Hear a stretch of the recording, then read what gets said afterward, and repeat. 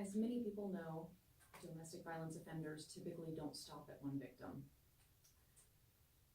I separated from my ex-husband in 2012, and a few months later, he found a new victim. In 2014, that woman had to file her own restraining order against him, and I was lucky enough to get a copy of it. I'm not going to reveal her name out of respect for her privacy, and I don't think it's important, honestly. The fact that another woman had to file for a new restraining order so soon after I had to file for mine is far more important than her identity. In the section that says describe abuse, she wrote, I broke up with him a couple weeks ago. Respondent has been trying to get back together. I've told him no. I asked him to leave. Last night, for no apparent reason, respondent got upset. Respondent started to throw things, destroy my property, and turning over furniture. Respondent got in my children's face and cussed them out. He was coming at my daughter aggressively. I did not know what he was going to do, so I stepped between them. Respondent threw water from a glass into my sons and daughter's faces.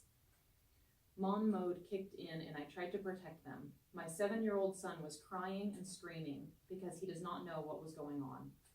Respondent told me to get my children and leave the house. Respondent should have left the residence because he is by himself, it's just him. I called the police. Mount Shasta Police Department responded and told him to leave the home. Respondent refused to leave, so for my safety, I needed to leave. I took my children and we went somewhere for the night. The police told me to get a restraining order and a move-out order. Respondent has pending domestic violence charges from another relationship he was in prior to ours.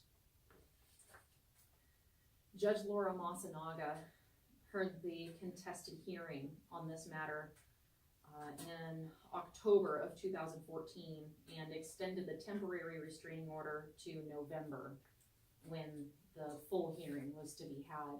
And it's my understanding that at that time, Judge Laura Masanaga also denied this woman's request for restraining orders. She had to go to the court to turn in her request. She had to go again for the hearing in October, and she had to go again in November.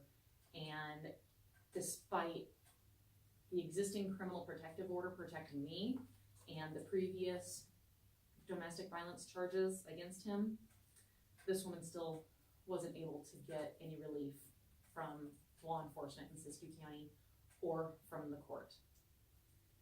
He was taught again that it was okay for him to assault women and children and scare them and intimidate and threaten them, and that there would be no consequences for his actions. Before the November hearing, he had a conversation with another individual on Facebook by Messenger, and that individual shared a screenshot of a portion of their conversation with me. My ex-husband, David Murr, the respondent in this restraining order filed by a different woman, says, go to court Friday against her name for a move-out restraint order. The other person he was conversing with says, what happened with that? He says, had an argument, things said, yada, yada, yada. She filed a move-out restraining order and I disagreed. Evidence hearing Friday. The other person replies, what the hell? What is with women these days? And David Murr replies, exactly. He assaulted and scared her children, and he described it as yada, yada, yada. When someone else suggested that it was a woman's fault, he agreed. He didn't have to take responsibility for his actions then. He didn't have to take responsibility for his actions against me. And he hasn't ever had to face responsibility for his actions. He's never been held accountable. He's always blamed his victims, and in Siskiyou County, his assertions have been upheld. It's not okay.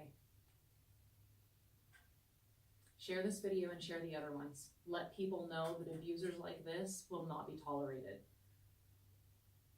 Send the message to abusers that victims are not going to sit by and be quiet and continue to be victimized anymore. Stand up for me, stand up for her, stand up for my kids, stand up for her kids.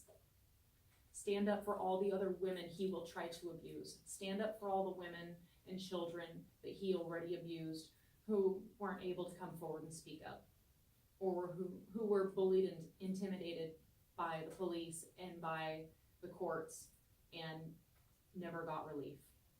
Stand up for all of us and send a message to Siskiyou County that this kind of behavior is not what California stands for and that you won't put up with it. Send the message that this is not what the United States stands for and that it won't be tolerated. Send the message that this is not what humanity stands for and that it won't be tolerated. Tell everybody, because it's not okay.